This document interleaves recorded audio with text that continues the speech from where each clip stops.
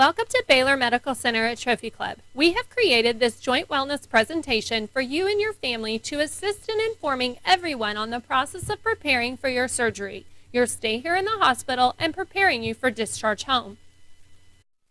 Prior to your procedure, there are some preparations that you will need to make. Make a list of any questions you may have, also any appointments that you may have.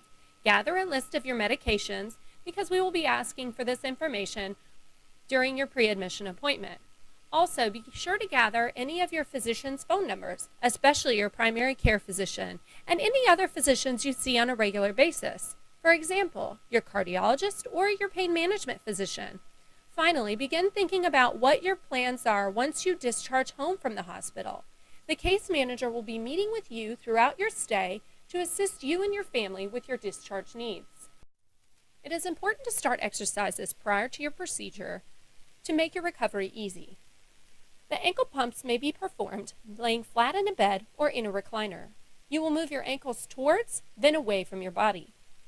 Quadricep sets may be performed flat in the bed or in a recliner. You will tighten the muscle on the top of your thighs by pushing the back of your knees down into the bed. Hold for 5 to 10 seconds and then relax. Glute sets may be performed flat or in a recliner. Tighten the buttock muscles together. Hold for 5 to 10 seconds and then relax.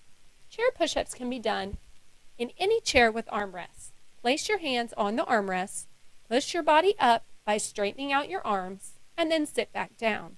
Perform each of these exercises 15 to 20 times, 3 times a day. We encourage you to have a joint coach. A joint coach could be a family member or a friend who will be with you throughout your recovery.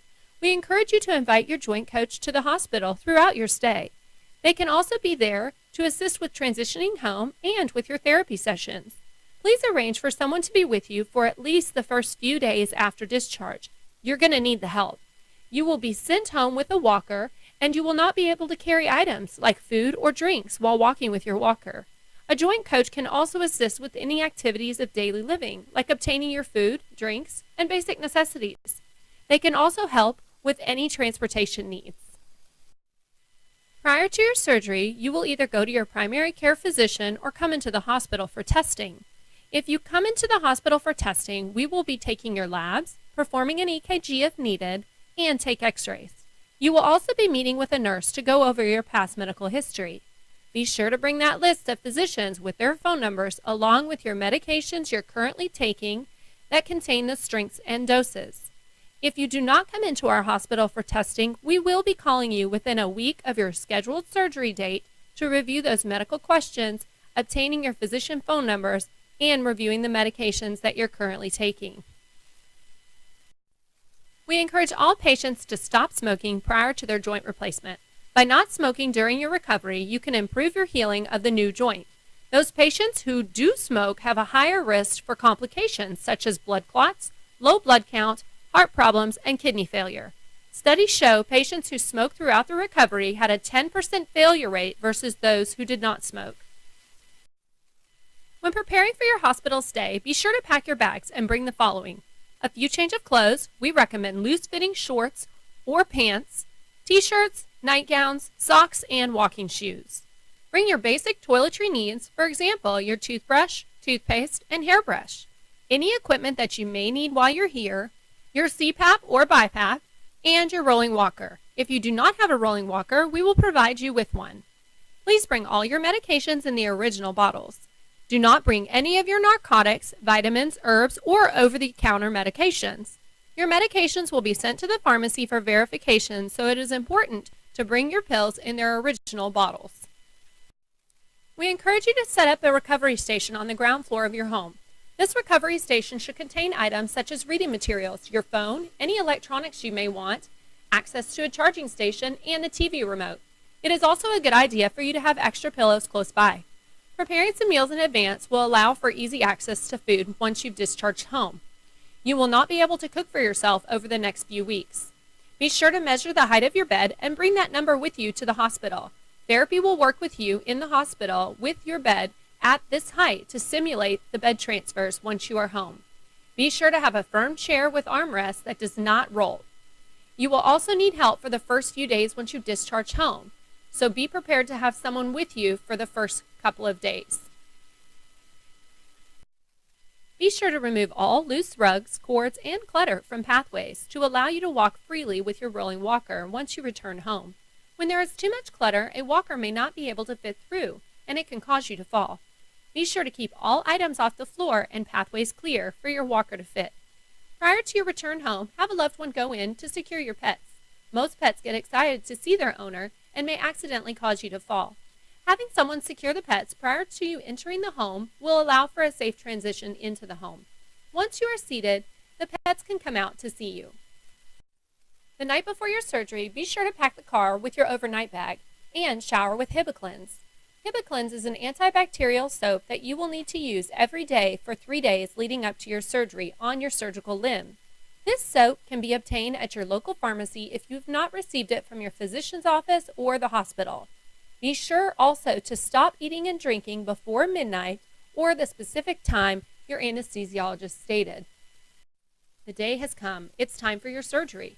Remember, you are not allowed to swallow any water, even while brushing your teeth in the morning, unless you were directed by your physician to take a specific medication. Be sure to check your blood sugar in the morning if you're diabetic. We will also be checking your blood sugar once you arrive here in the hospital. Ensure that you have your medications in the original bottles and that you have all of your equipment and personal items.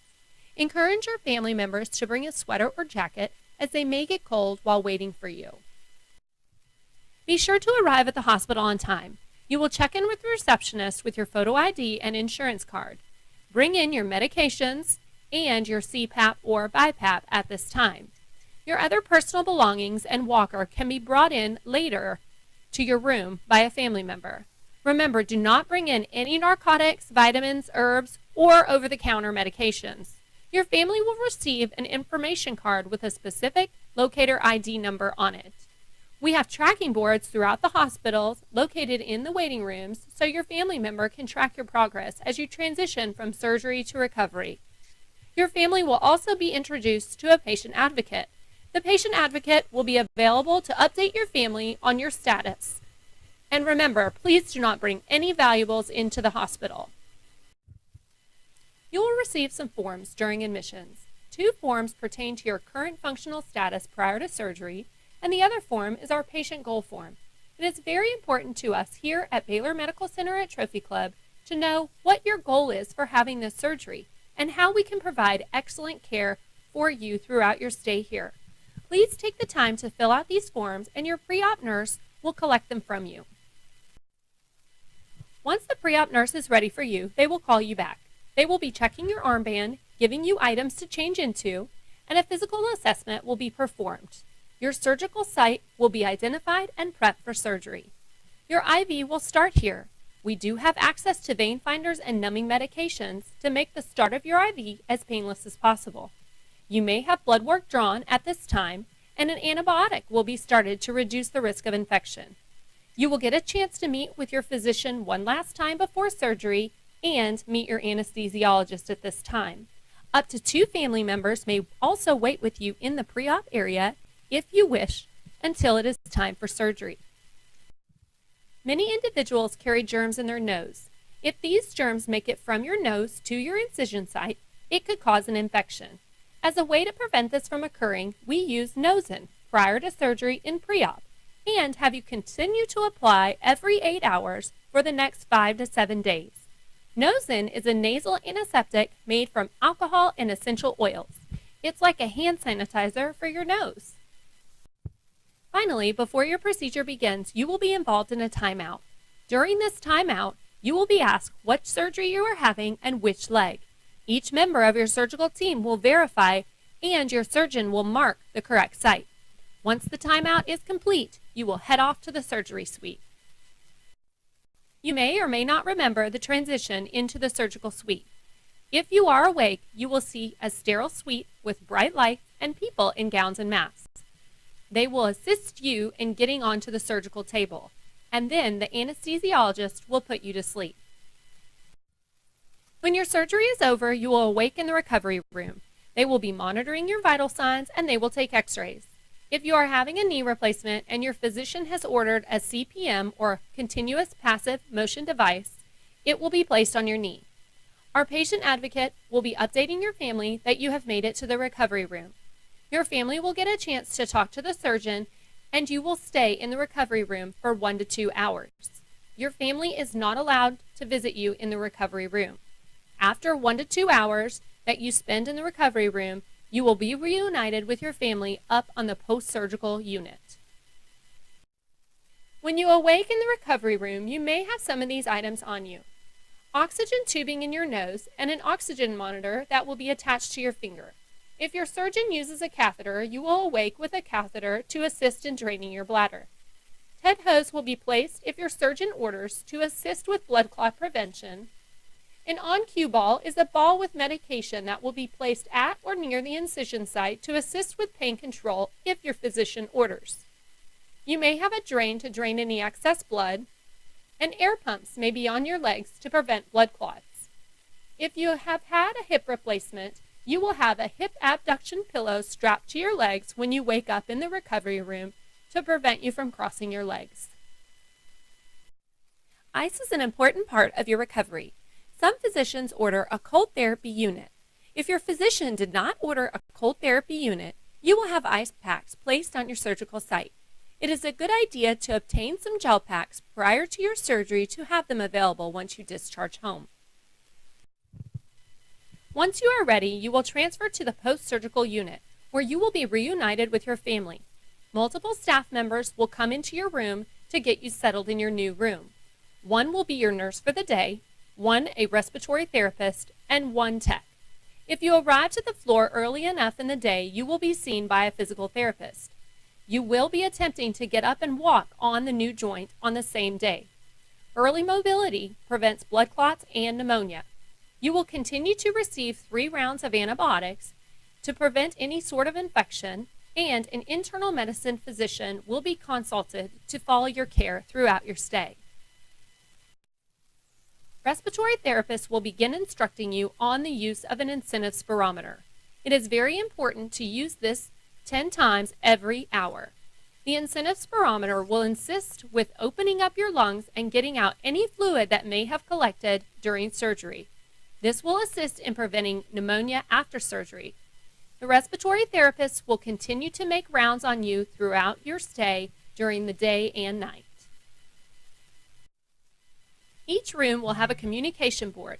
This board keeps you informed on who your nurse, tech, physical therapist, and physicians are. The board will be updated at least every shift, or when a new staff member comes on board that will be taking care of you. Also on this board will be your goal that you told us in the pre-op area.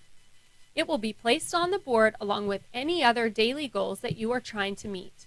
Finally, your medications that are due next will be up on the board so everyone can stay on top of your pain. Hand hygiene is very important to us here at the hospital. Hand hygiene can be performed by washing hands or using alcohol. Everyone should be performing hand hygiene.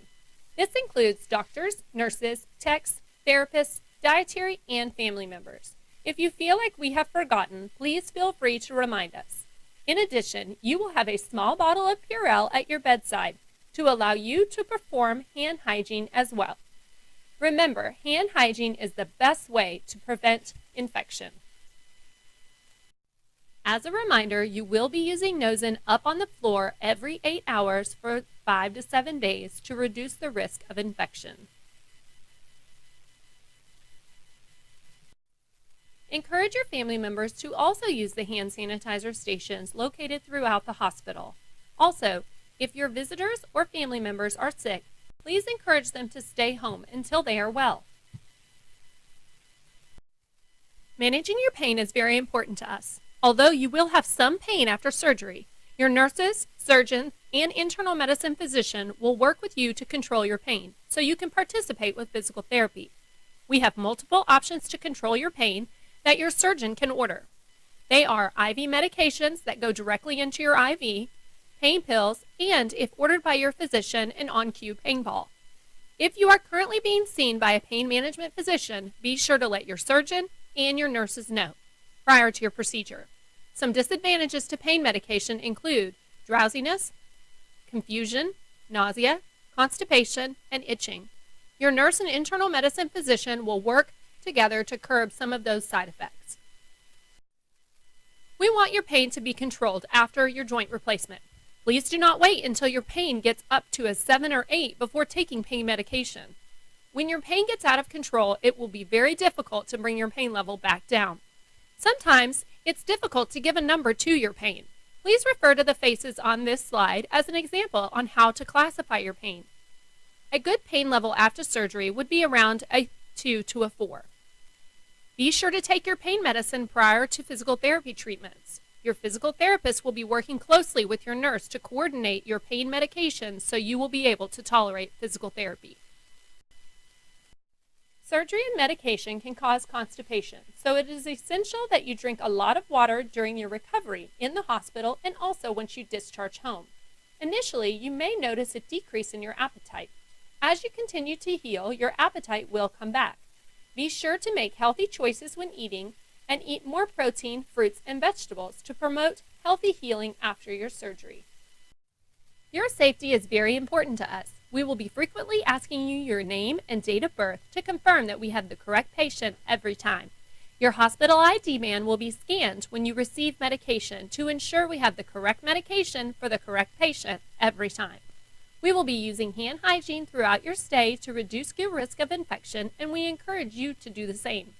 Anytime that you get up and move around, a staff member will need to be with you. Staff will be placing a gait belt around your waist every time to reduce the risk for a fall. There will be a fall risk sign located above your bed and also outside your door to notify staff that you are a fall risk.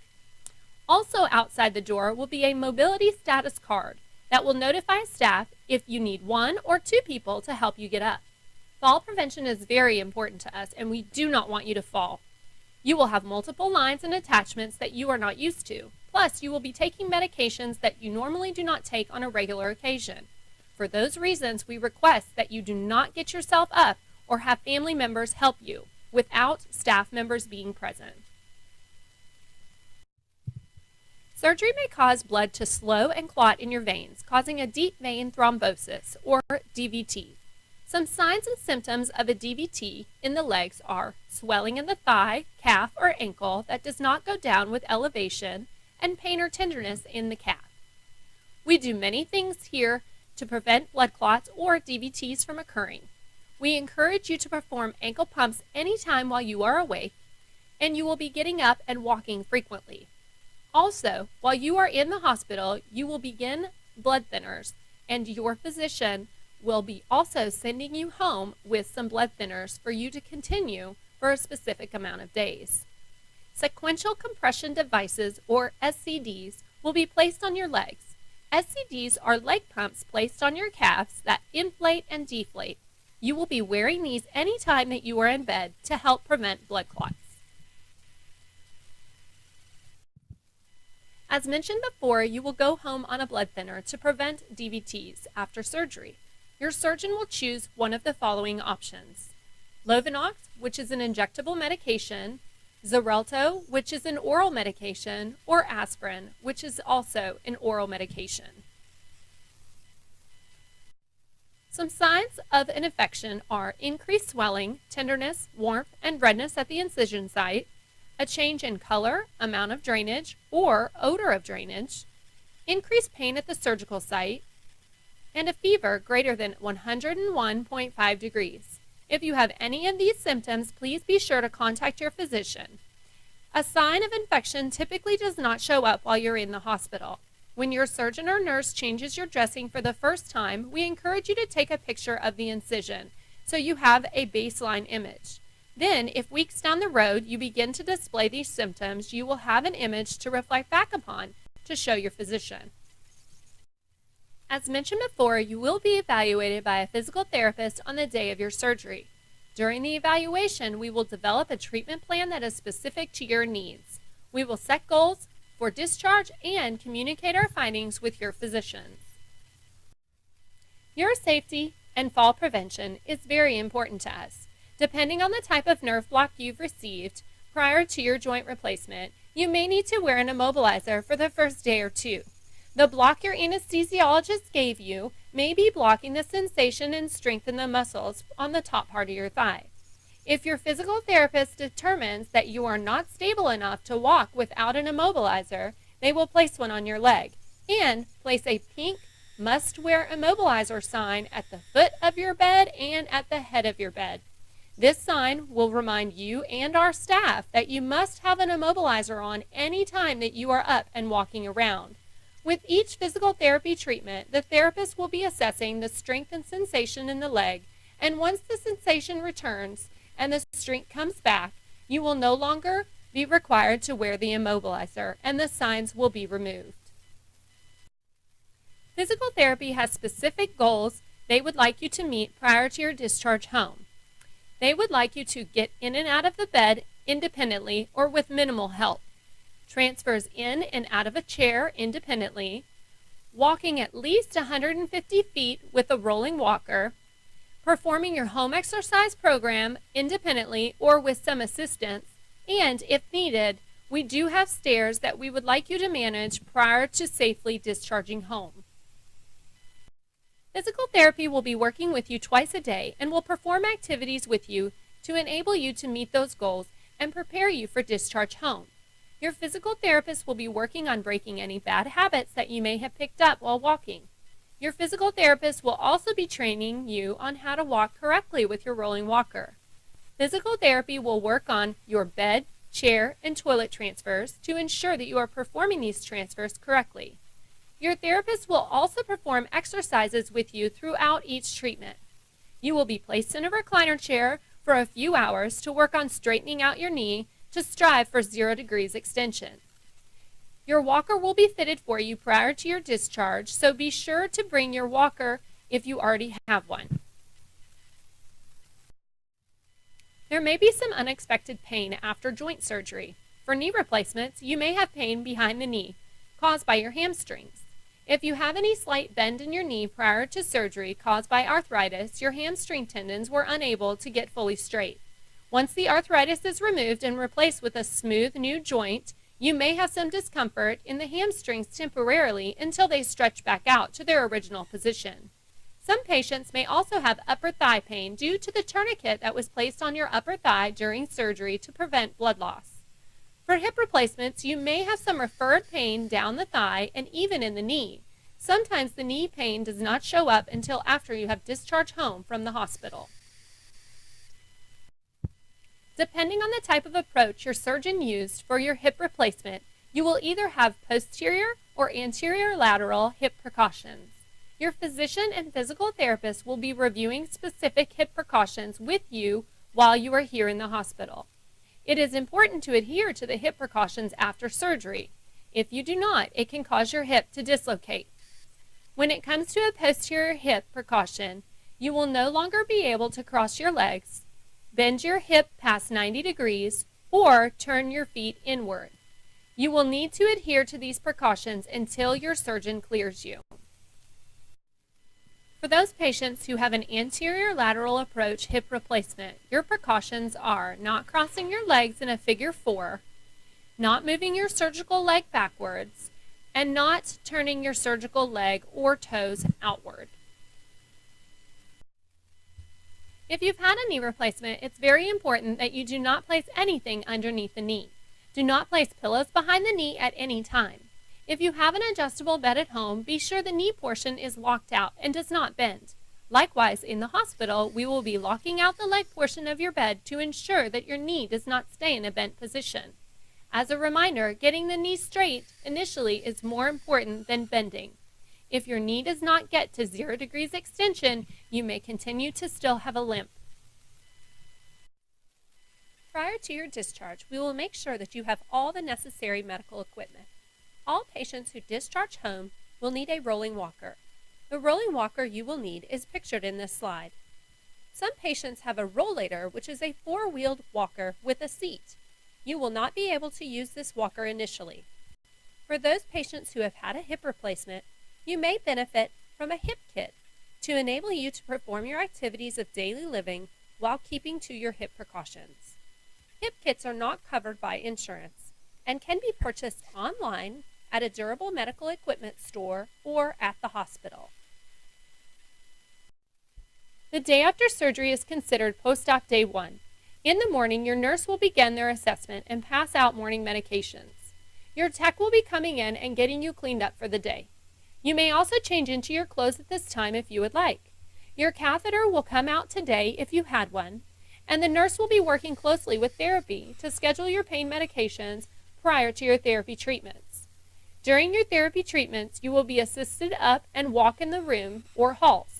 You may be transferred into a chair and your therapist will perform exercises with you. You will be working towards those goals that you set during your evaluation. If you have met the goals by post-op day 1 and your surgeon and internal medicine physician clears you, you will be ready for discharge and you may go home today.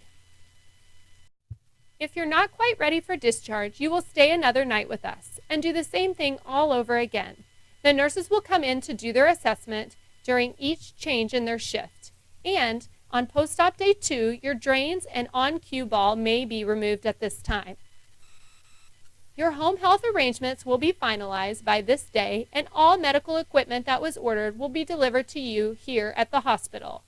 You will continue to work with physical therapy 2 times a day until you have met your goals, and until your surgeon and internal medicine physician has cleared you for discharge.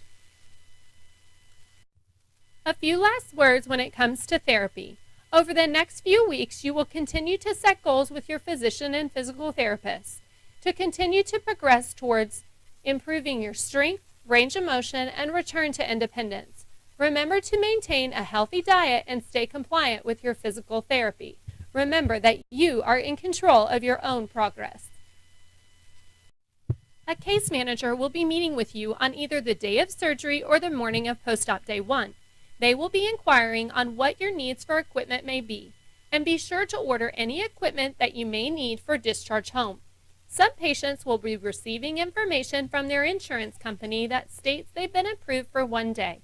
Rest assured, case management will be working closely with your insurance company and will be sending clinical information daily, updating your insurance company on your medical necessity. On the flip side, some insurances will send a letter stating you've been approved for 5 days. This is the maximum amount that your insurance will pay for you to stay in the hospital. However, you will be discharged if you no longer have a medical need to be in the hospital. Our typical length of stay is 1 to 2 days in the hospital. If home health has not been set up already by your physician's office, case management will be working with you and your insurance company to find a home health company that is in your area and in network with your insurance. Most patients will discharge home with home health for 2 weeks or more. Some patients can discharge straight to outpatient therapy while other patients are not quite ready to discharge home, or there is no one at home to assist the patient. For those patients, case management will assist placing patients in a rehab or skilled nursing facility. The type of facility you may discharge to depends on your preference and what your insurance benefits are.